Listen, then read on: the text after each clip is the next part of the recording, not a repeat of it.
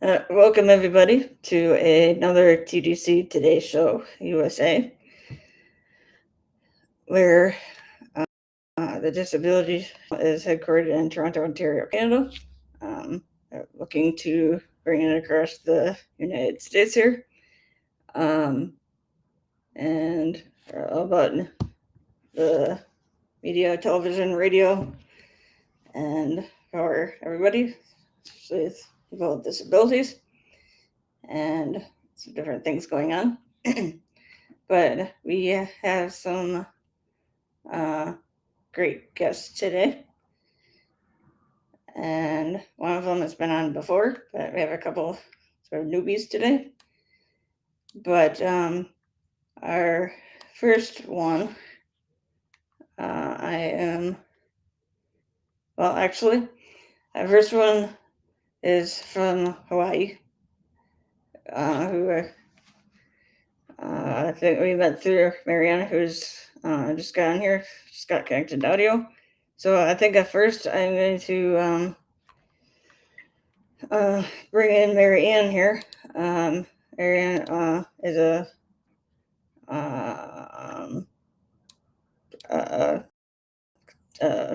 longtime contributor of the show, and she's an author, app developer, sign language interpreter.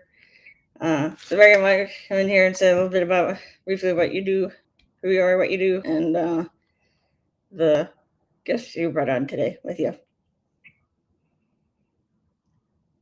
Hi, aloha. I'm Mariana Waikiki. I'm the author of the Acts of Kindness series, featuring 200 Manus character puppets. My books are written for animation movies with sign language characters and soundtrack by Lucy Wave, our local Hawaiian nurse.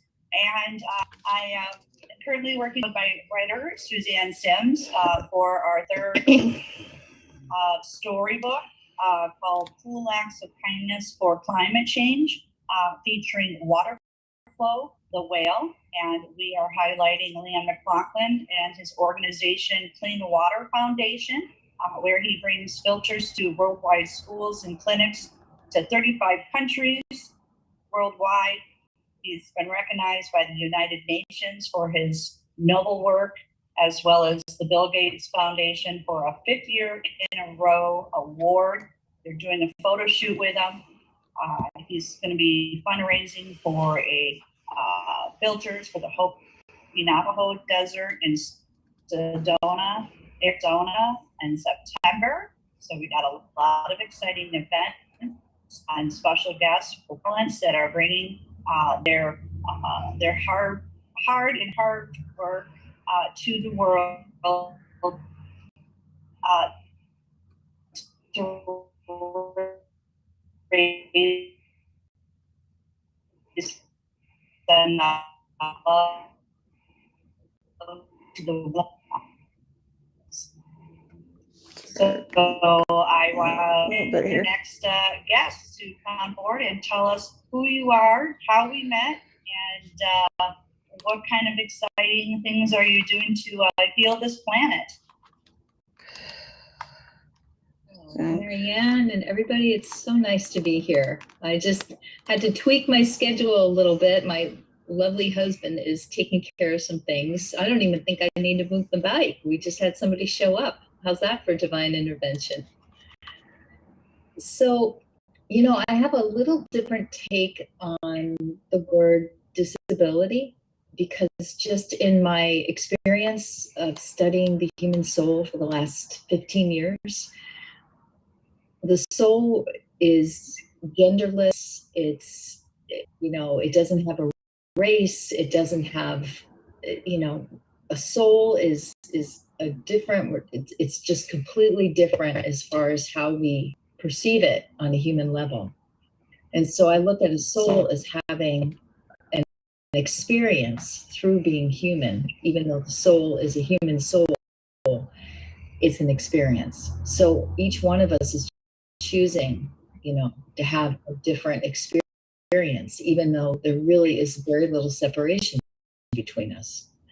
So healing right now really seems to be of the utmost, because healing is a form of integration. And if there is a separation going on, where people see a separation between the physical and the spiritual, which there is not, you cannot have the physical without the spiritual.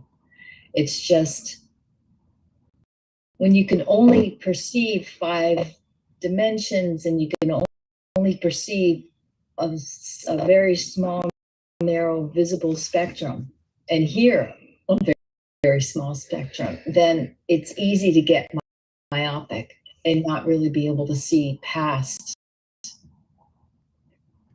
whatever, however you want to call it, the illusion, the matrix. So I look at healing as perfecting whatever that program is. So if any of you remember seeing the Matrix, when Neo says, I know jujitsu, I know karate, right? Remember, they just put that program in and then he knew it. So we have 97% of our DNA is dormant, according to different scientists, particularly in Russia, where they've been doing experiments. And what they've determined is that if you do certain practices or have certain experiences or even certain words can activate that spiritual DNA. And then we actually end up emanating more light. And the more light we have, then the easier it is to say well. So a lot of healing right now, is detoxification, and then building up that light. So it would be like if you feel somebody, have any of you had the experience where you feel like somebody's tugging on your energy or trying to pull at your energy a little bit? So the stronger your light is, the less that will happen. So it's really not about catching a cold or catching COVID or any of that. It's really about activating your own dormant DNA. That's been my experience. So if somebody was trying to pull at your energy, it would be like trying to put a straw in a fire hydrant. It's not going to happen, right? So I've been fortunate that I have a teacher for the past 15 years that has, where I've had access to actually studying the human soul. And the human soul has about 617 soul facets. So I can actually show you a picture before we get off of the human soul. And this is really out of the box. So whatever you don't, I just figured with everything going on right now, I'd stretch it a little bit more instead of, just to open up. And it's called conscious mind cleansing.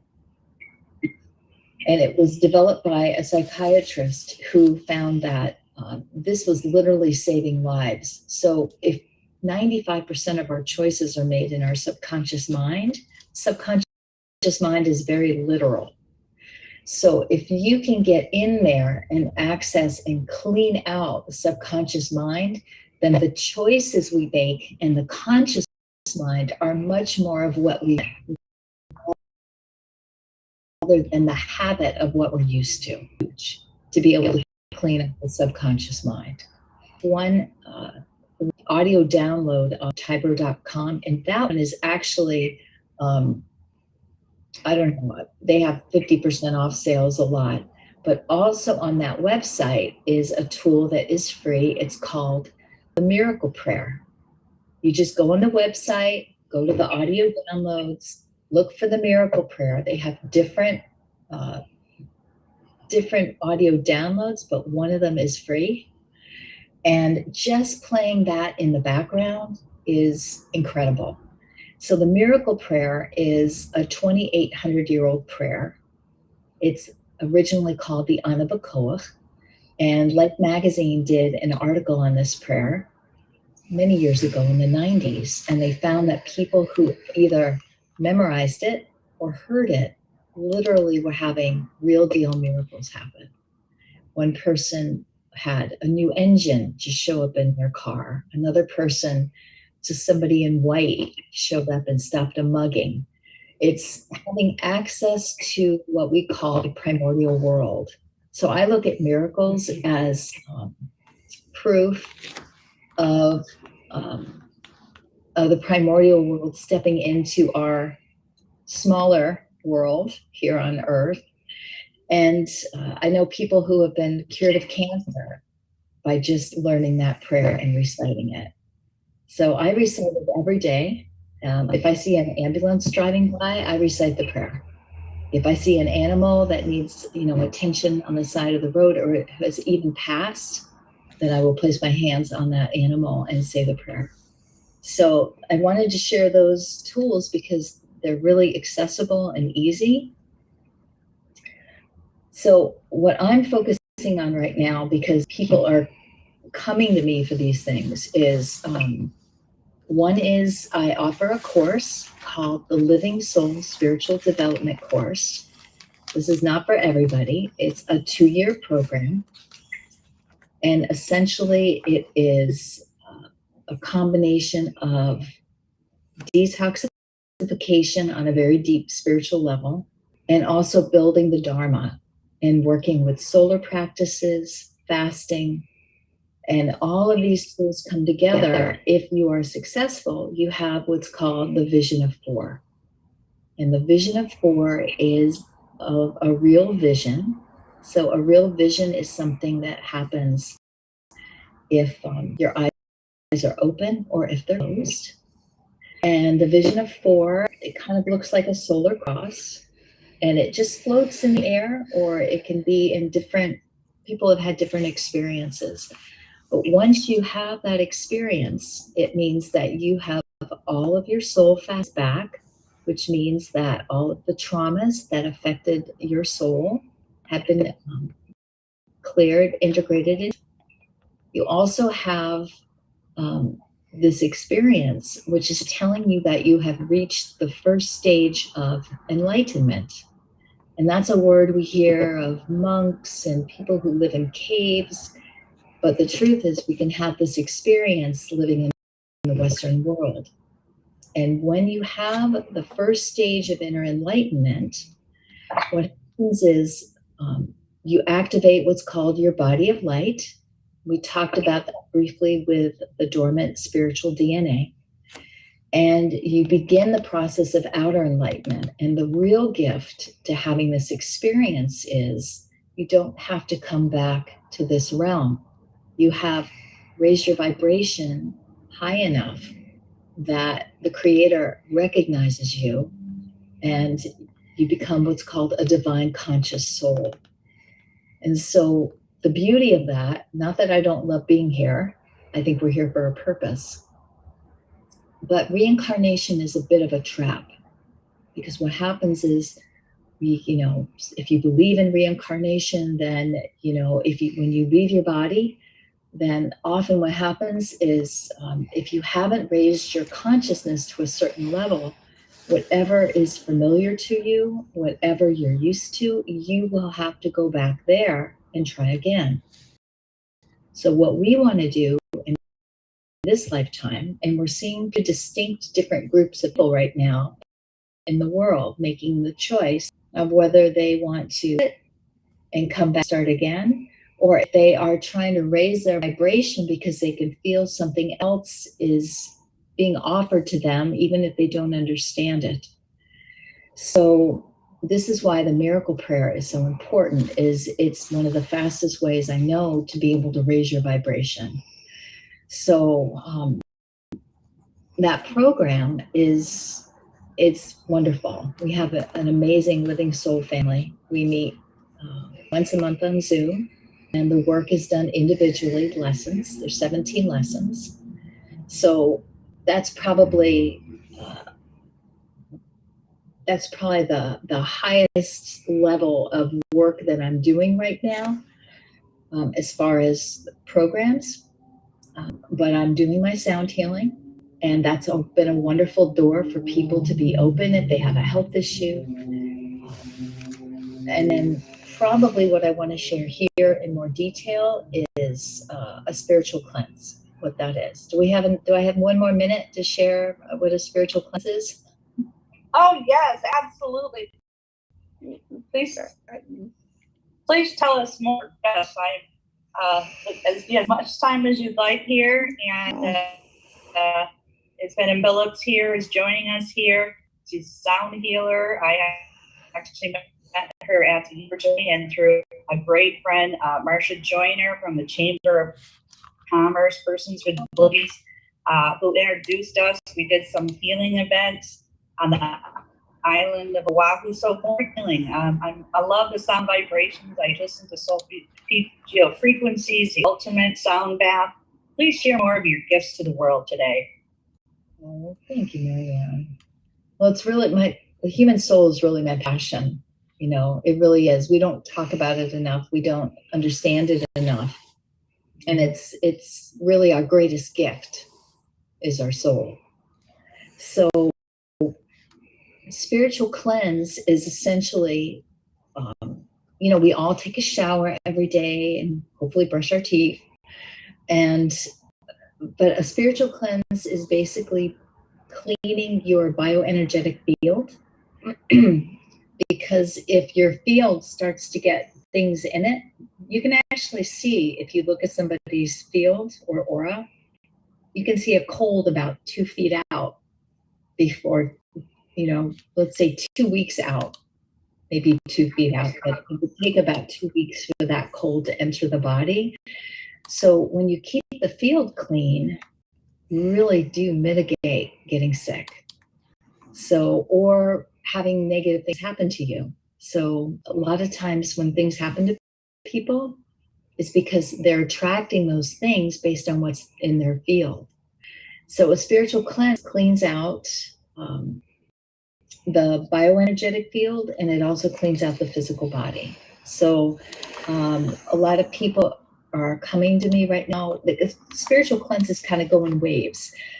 I'll notice I won't have somebody ask for a cleanse, and then I'll have 5 or 6 in a matter of just a couple of weeks because there's something going on, right? And it's affecting people.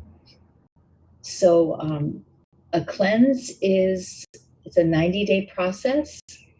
And, we get on the phone, I find out what's going on, we get to the root of what's going on, and then I end up making these cleanses that have these spiritually charged scripts. And it takes 5 to 7 minutes to do it at home. It's maybe 20 days of burning these one script a night in the evening before you go to sleep.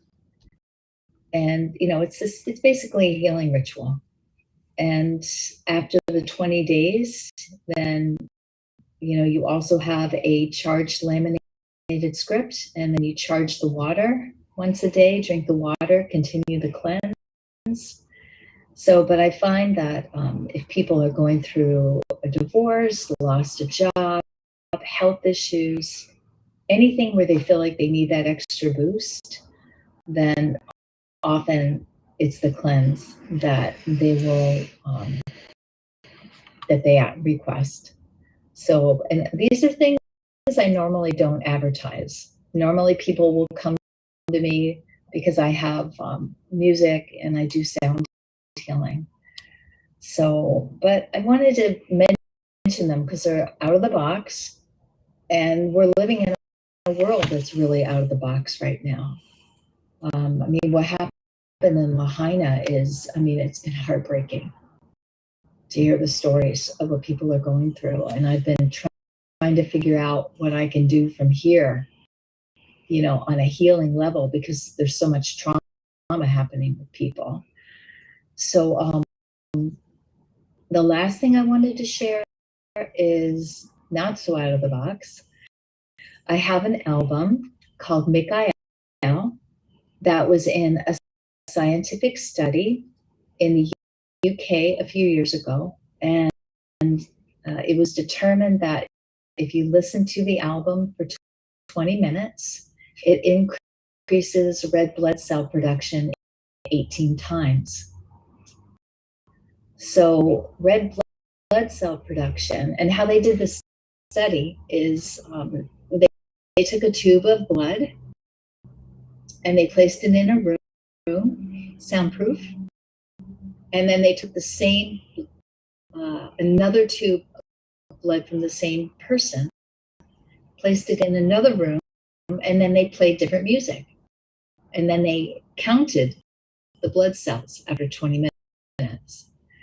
So I found that fascinating that that in such a short time, the blood will multiply the red blood cells, which is the second best way to increase your immunity. So just listening to this album, even if you don't go for a session or do anything else, it's gonna give you a boost. So that I actually have lowered the price to only $5 because I want people to not have money be an issue, where they can just have an album that can actually help them with their health. So it's been exciting to see Mikhail traveling in places that normally wouldn't. So yeah, I'm going to be quiet, and I'd be happy to answer any questions. So tell us a little bit more about your crystal bowls. I had the honor to hear them several times on the island, and elegant with crystal bowls and singing and weddings, and so I'm real excited that they're part of the soundtrack, and Suzanne wants to continue to work on this climate change book. And so tell us, how did things come to you? How did you get the gift or the knowing or the calling or the purpose? Special to share with the world. Firstly, I'm going to ask if you can share that in our very next episode. So that's going to be a little bit of a tease. We have another episode coming up next. We're going to go ahead and say thank you to